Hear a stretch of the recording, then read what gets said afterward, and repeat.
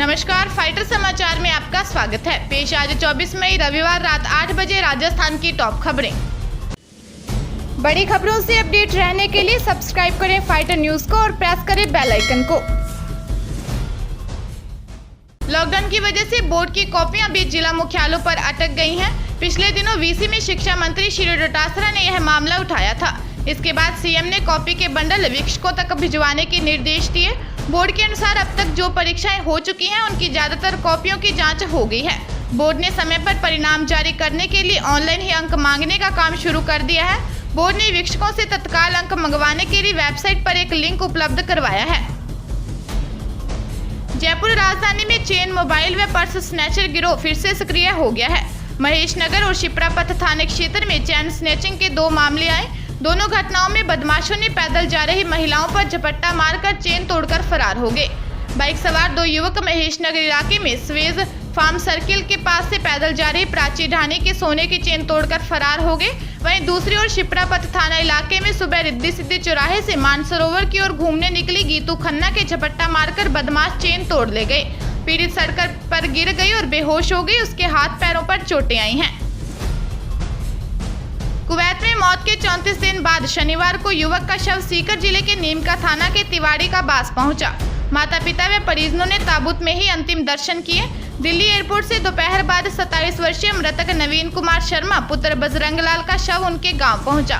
वह करीब 20 माह पहले कुवैत में मजदूरी करने गया था। वहां एक हादसे में उसकी मौत हो गई। बेटे की मौत के बारे में पिता बजरंग लाल व माता निर्मला देवी को नहीं बताया गया था। जयपुर एयरपोर्ट पर एक विमान के कई बार लैंड करने के प्रयास पर भी जब वह लैंड नहीं हो सका तो एयरपोर्ट के आसपास की कॉलोनी में रहने वाले लोगों के हाथ पांव फूल गए। ऐसे में कई बार पूछताछ करने के बाद भी जब उन्हें कोई संतोषजनक जवाब नहीं मिला तो वे और घबरा गए। दरअसल सोमवार से जयपुर सहित देश भर में घरेलू उड़ान सेवा फिर से शुरू होने जा रही है। ऐसे में इसे देखते हुए कई एयरलाइंस ने विमानों और ऑपरेशनल स्टाफ की सजगता की जाँच करने के लिए विमानों का ऑपरेशनल ट्रायल किया। लोगों का यह भय था कि शुक्रवार को पाकिस्तान में हुए विमान हादसे जैसा कोई हादसा तो नहीं है।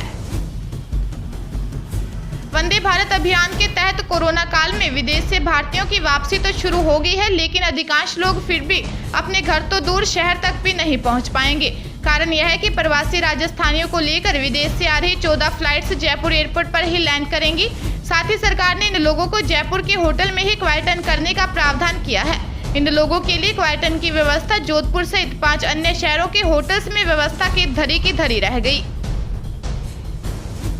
रोटी के जुगाड़ के लिए जो अपने गांवों को छोड़कर कोसों दूर किसी बड़े शहर में चले गए थे, वे वर्षों बाद अब कोरोना संकट काल में अपने घरों को लौट आए हैं। इन प्रवासियों की घर वापसी से वीरान पड़े आंगन खिलखिलाकर चहकने लगे हैं।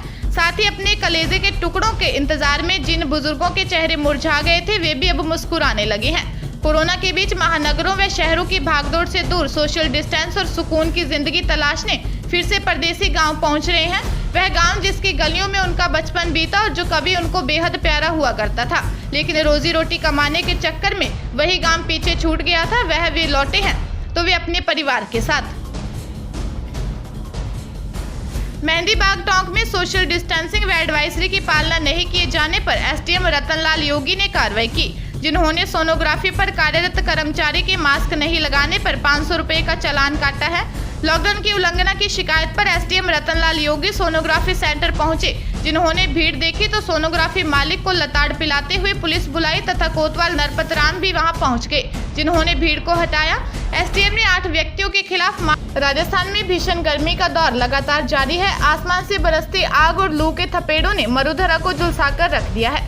कोरोना के चलते पहले से अस्त व्यस्त जनजीवन में भीषण गर्मी का दौर लोगों को परेशान कर रहा है। आलम यह है कि घरों में भी लोगों को गर्मी से राहत नहीं मिल पा रही।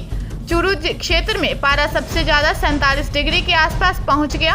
बीते शनिवार बाड़मेर में 44.2 डिग्री, जैसलमेर में 44.7 डिग्री, जोधपुर में 43.6 डिग्री, बीकानेर में 44.7 डिग्री और श्रीगंगानगर में 44.1 डिग्री तापमान दर्ज किया गया है।